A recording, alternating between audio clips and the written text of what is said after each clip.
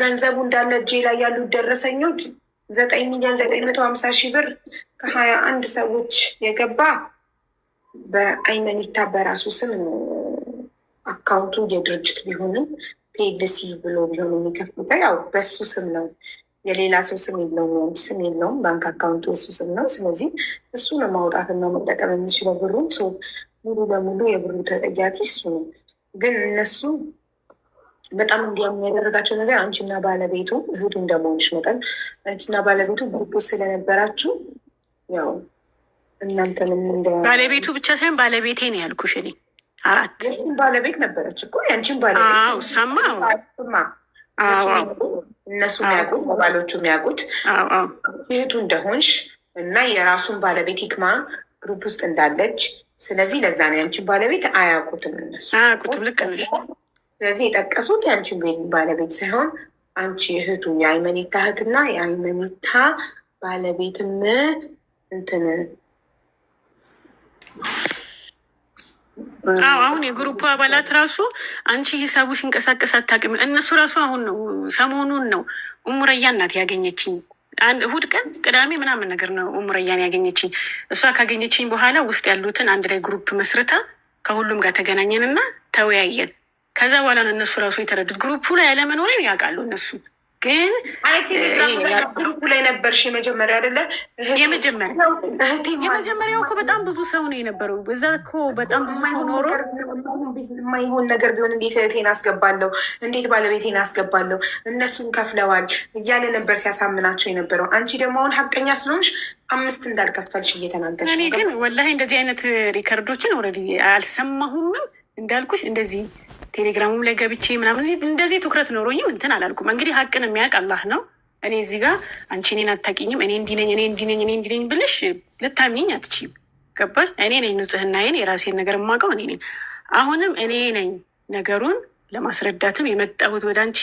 ለምን በቀደም ለታም ያው መሲ ላይቭ ላይ እሱም ሲፈለግ መሲ እኔ ጋር ዳይሬክት አይመኒታ እንዲቀርብ ምናምን ነገር ብላ ኦልሬዲ እያናገረችኝ፣ ለእሷም አይ ነገሩ እንደዚህ ነው እኔ ምናምን ብዬ ሳስረዳት አይ ራስሽ ቀርበሽ ነገሩን ማስረዳት አለብሽ ብላኝ ስለነበረ እንደገና የግሩፕ አባሉ ኡሙረያንን አግኝቻት ሰው ውስጥ ያለው ሰውም እኛ በአራታችን ሂሳቡ እንደሚንቀሳቀስ እነሱ የሚያውቁት እና በእናንተ ፊርማ አይደለም ወይ ምናምን አይነት ነገር ጥያቄ ሲጠይቁኝ አይ እንደዚህ አይነት ነገር የለም እኛ ሂሳቡ ጋር አልደረስንም እዚህ ጋር የተለያየ ነው ብዬ ስላቸው እነሱም ገና አሁን ነው የተረዱት የግሩፕ አባላት ብር ያዋጡት ማለት ነው።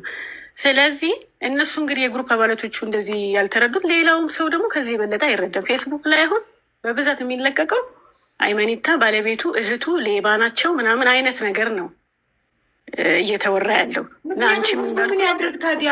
እህቱም አለች እንግዲህ እህቱም አለች ተብሎ ነው ብዙ ሰው እንግዲህ እህቱ ከገባችበት ባለቤቱ ከገባችበት እውነትም ትክክለኛ ቢዝነስ ነው። እና አንቺም ደግሞ እዚህ ጋር ኮሜንትም ሲሰጥ ማለት ነው እህቱ ነሽ ሚስቱ ነሽ ምናምን እያልሽ ስለነበር ትንሽ የሌለሽበት ነገር ላይ እንትን ይልሻል፣ ፊል ያደርጋለሽ፣ እንደ ሰው ያምሻል።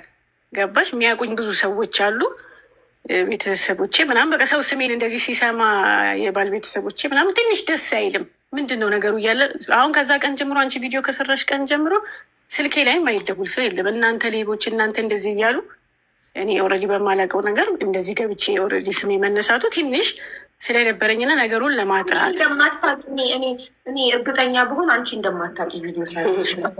ግን አንቺ እንደማታውቂ እርግጠኛ አይደለም ማለት ነገሩ ላይ እንደሌለሽበት ታህልይ በምን እርግጠኛ ልሆን?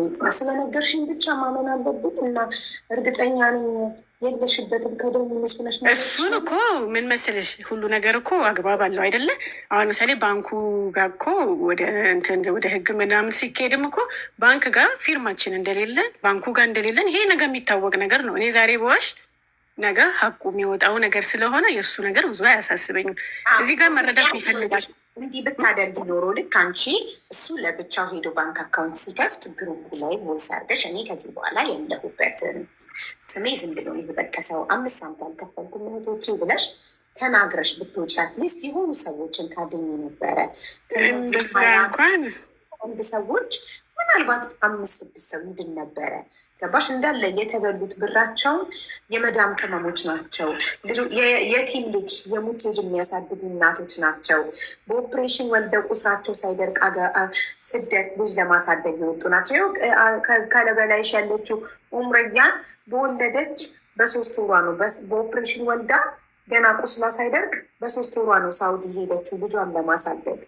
እና እነዚህ እናቶች ቶሎ ወደ ልጆቻቸው ለመመለስ ያልፍልናል ብለው ሃይማኖታን አምነውት ነው ገንዘባቸው የሚሰጡት። ግን አመት ሙሉ ጠብ ያለ ነገር የለም። እሺ በቃ ብራችንን መልስልን። መጀመሪያ ያለው ነገር ሌላ፣ አሁን የሚለው ሌላ። ድርጅት ይቋቋም 3 ዓመት ይፈጃል፣ 4 ዓመት ይፈጃል ማለት ጀመረ። አሁን ግን መጀመሪያ በወራት ውስጥ ትርፋማ እንደሚሆኑ ነግሯቸው አምነውት ነበር በሆኑ የሰጡት። ከዛ እሺ አሁን እሱ በብራቸው እየተጠቀመ እሱ ትርፋማ እየሆነ ቢዝነሱን እያሳደገ፣ እነሱ ግን ልጆቻቸው እየተራቡ ነው ያሉት። በቃ ብራችንን መልስልን፣ በቃ አንፈልግም። እሱ ያለው እኔ እንዳልኩሽ ሚሊዮን ሆነ የእነዚህን ድሆች ብር መልሶ በራሱ ሚሊዮን እንደፈለገ ይሁን። እንዴት የሰው ብር በእጅ ተይዞ በጉልበት ተይዞ አልመልስም ይባላል? ድርጅቴን አቋቁሜ ሳልጨርስ እኔ ትርፋማ ሳልሆን እኔ ሳልከብር አልመልስም ይባላል? ካለው ለምን ከባንክ አይበደርም? ይሄ ከሱ ጋር ወረዲ የሚነጋገሩት ነገር ነው። ወረዲ አሁን እናንተ የጀመራችሁት ነገርም ስላለ ያው ነገሩ በዚሁ የሚሄድ ነገር ነው እና እሱ ሳይሆን አሁን ልመልስልሽ የፈለግኩት ምንድን ነው፣ ለምን እንደዛ ላልሻቸው ላልሹ፣ አንደኛ ደረጃ እነሱ 4ታችን ብር አዋተን ነው የሚለውን ነገር እንደ እውነት ስነግርሽ አላውቅም፣ አልሰማሁም በሰዓቱ ማለት ነው። ብዙ ናቸው እኮ እዛ ውስጥ መጀመሪያ ላይ እኮ ሲገቡ የነበሩት የመጀመሪያ ቴሌግራም ላይ በጣም ብዙ ሰው ነው የነበረው እና ሁሉም እንደዚህ ስለሚል አንዳንዴ አይተሽ ከሆነ ግሩፕ ላይ እንደዚህ በጣም ሲላላክ የሆነ ነገር ከላይ እንዲህ ከፍተሽ ግሩፕ ገብተሽ የማዳመጥ ነገር ብዙ አይኖርሽም እንደኔ ማለት ነው። ስለዚ ብዙም እንዲህ ትኩረት ኖሮኝ ገብቼ እንደዚህ አይቼ ምናምን ይሄ ገሌ ምናለ ይሄ እንዲህ ነው እንዲመልስልስ አላልኩም። እሱ ስለመሰረተው እሱ እያናገራቸው ስለሆነ እነሱም ደግሞ ያው ይሄን ሁሉ ብርም ለመስጠትም የተነሳሱ ለሱ ያላቸው ነገር ለሱ የነበራቸው እምነት የበለጠ የሚያውቁትም እሱ ነው። ያው ይሄንንም ከመውደድ እና ከማመን የተነሳ የሰጡት ነገር ነው በሰዓቱ እነሱም ለዚህ ደረጃ የሚደርሱት ማለት ነው። ስለዚህ በሰዓቱ የነበራቸውም እምነት ስላለ እኔ እዛ ጋር ገብቼም ያልሰማሁትም ነገር ነው እንዳልኩሽ እንዲህ ነው እንደዛ ነው ብዬ ስራውን በማላውቀው ነገር ላይ ማውራቱ ትንሽ ለእኔም ልክ አይደለም። በሰዓቱ ስለ ስራው ምንም አይነት እውቀቱም የለኝም። ስለ ስራ ቁጭ ብለን ከሱ ጋር ያወራ ነው ዲቴይል ነገርም የለንም። የያዘው ነገር ይሄ ነው ይሄን ይዣል ብሎ ያስረዳኝ ነገር የለም በሰዓቱ ማለት ነው። ፒኤልሲ ፎርም አረግን። ከዛም በኋላ በቃ እሱ ነው ይሄንንም ያስበው። እኛ እንደውም ያው ስራ አለ ሲለን ጊዜ ፒኤልሲ ቤተሰብ ስለሆነ ፒኤልሲ ፎርም አረግን። ከዛም በኋላ ግን እኛን ኦልሬዲ ፒኤልሲ ፎርም ለማድረግ እንደነገርኩሽ ከአንድ ሰው በላይ ስለሚያስፈልግ እዛ ጋር እኛን ትቶ ኦልሬዲ ብቻውን መሄድ የፈለገው ያ ማለት ከጅምሩ ያሰበው ነገር ስላለ ነው። ከእነሱ ጋር መቀጠል የሚፈልገው እሱ ነው።